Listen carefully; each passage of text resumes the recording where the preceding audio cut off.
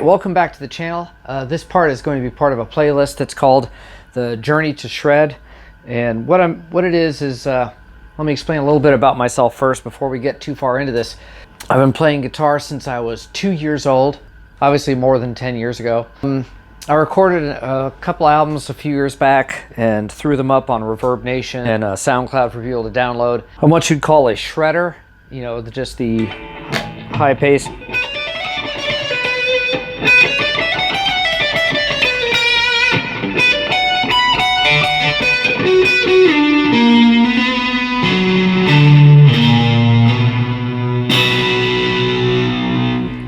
Why I did that in B minor, I don't know. I've taught guitar for 25 years.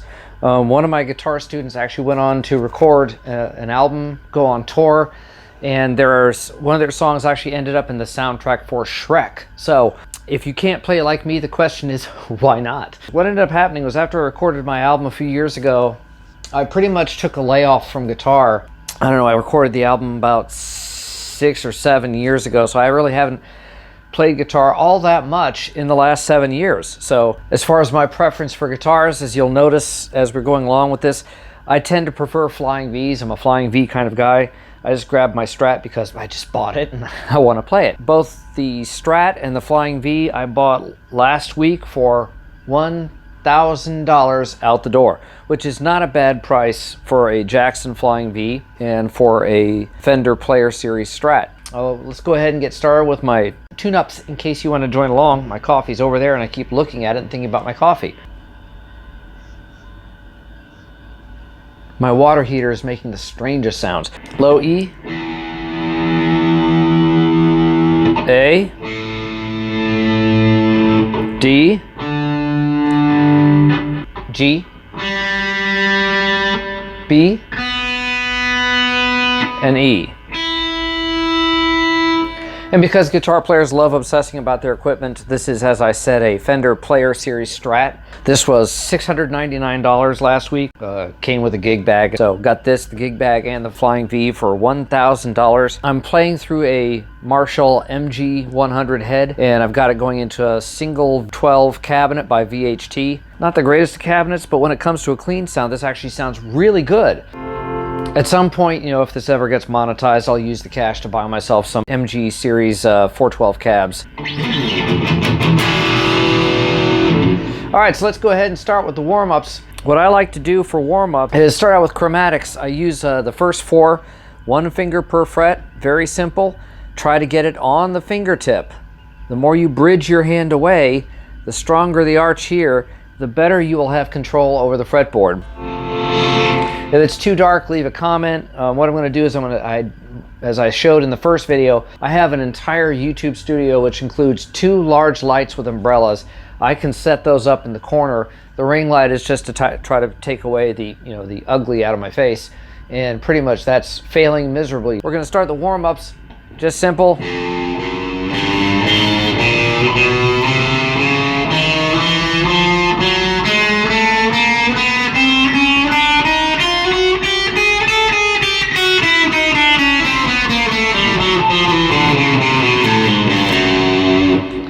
One note on this: if you're playing along at home, 1 missed fret, 1 badly played note, 1 clam, 1 mistake, 1 anything, you start over.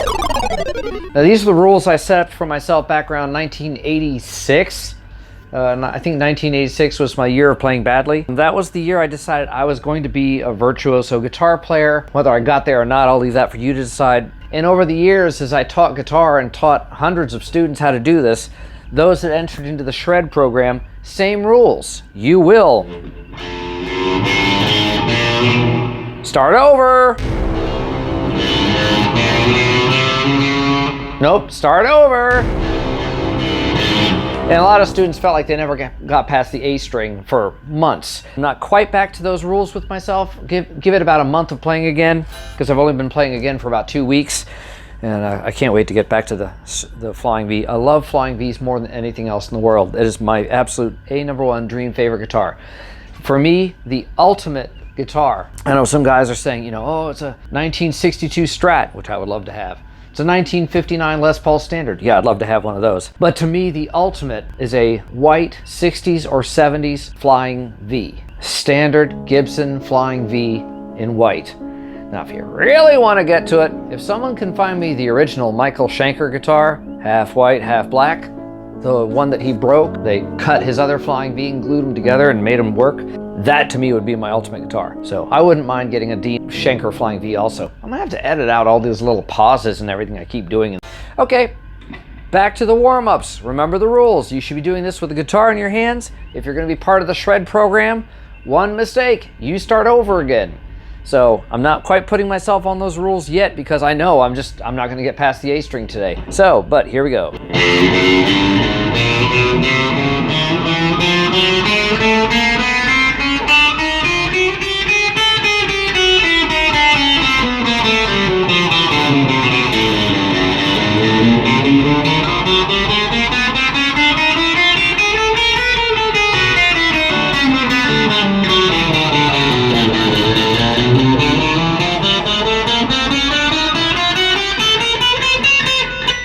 See, there you'd have to go back again. For the purposes of demonstration, I'm gonna just keep plunging right on through.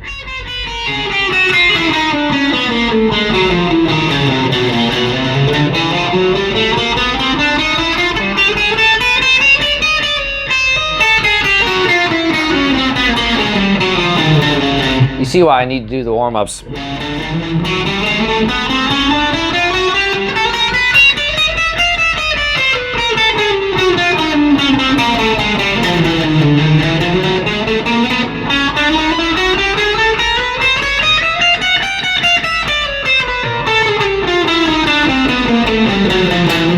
There you go, with enough clams to serve a Rhode Island diner. For those of you who don't get that, you're not from Rhode Island. If you are from Rhode Island, you get that. Stuffies.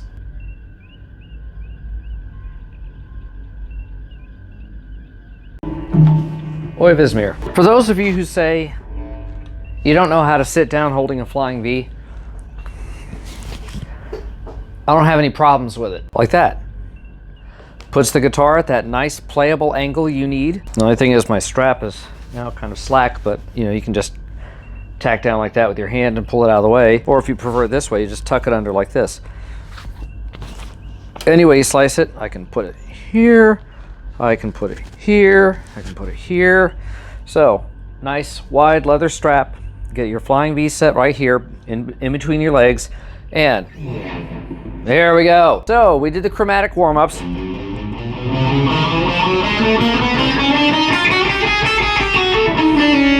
Now, one of the things that gets a lot of people with the chromatic warm-ups is this. Hear that sound? That actually slows you down when it comes to speed.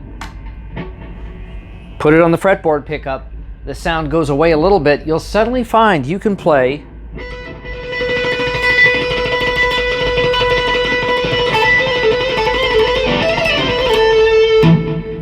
but you put it like here and you're going to hit the sound.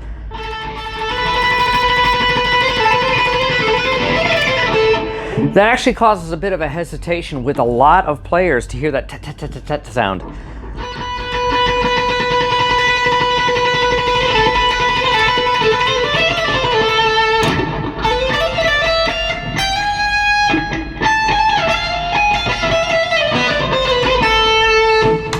So as you can see, I'm pretty much used to, getting the whole shred vibe going. The only thing is that, it's been, like I said, somewhere between 5 and 7 years since the last time I played. So my hands aren't coordinated again. So this is why we call it the journey to shred. If you're not used to shredding, then let's go ahead on with this. And let me show you the next sequence. The next sequence on the warm-ups, I'm going to have a whole video dedicated just to warm-ups, but now we're going to talk about, we're going to go from this into scales, and we're going to go from this into common problems most guitar players have. Look, no hands.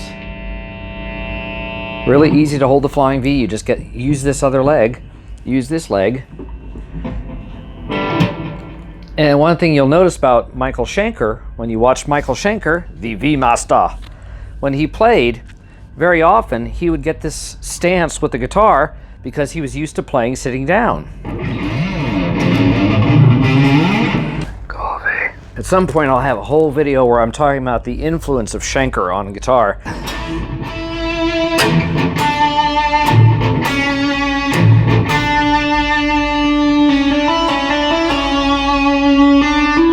So we did the 4s. Now we're going to do 3s. Why 3s? Why are we doing 3s? Because down, up, down, up. I start the next string on an upstroke. I'm always going to be starting the string on an alternate stroke. When I'm doing 4s, it's down, up, down, up, down, up, down, up, down, up. I'm always crossing the string on a down. So we're going to talk about sweep picking at some point. Frank Gambale style sweep picking. Frank Gambale would be down, up, down, up, down. Now if he was doing this,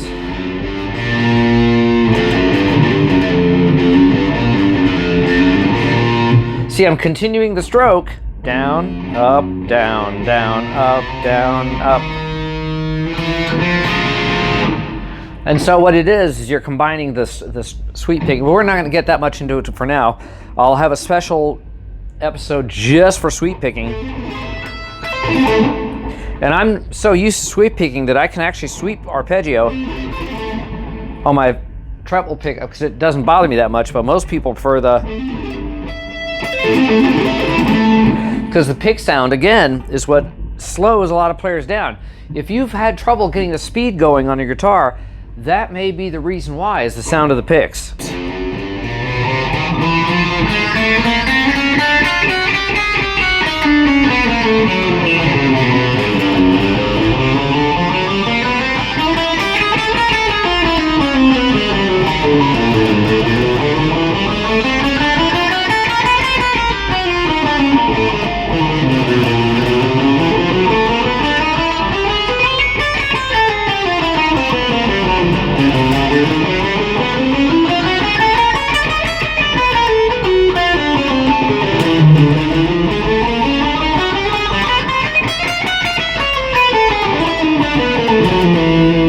Ugly, isn't it? All the little scary monsters come out when you're doing this on the bridge pickup. Put it on the fretboard pickup, it's just so much easier. Besides, your clams kind of get hidden that way. So, for those who don't know, clam is a bad note. Something that's poorly fretted, you don't quite hold it just right. So we're going to talk about accuracy on notes on another one. But let's talk about how you're holding your pick for your warm-ups. Your warm-ups, your sweep picking, everything you do, your pick should be held the same way. I don't care how you do it. I don't care how you prefer to do it.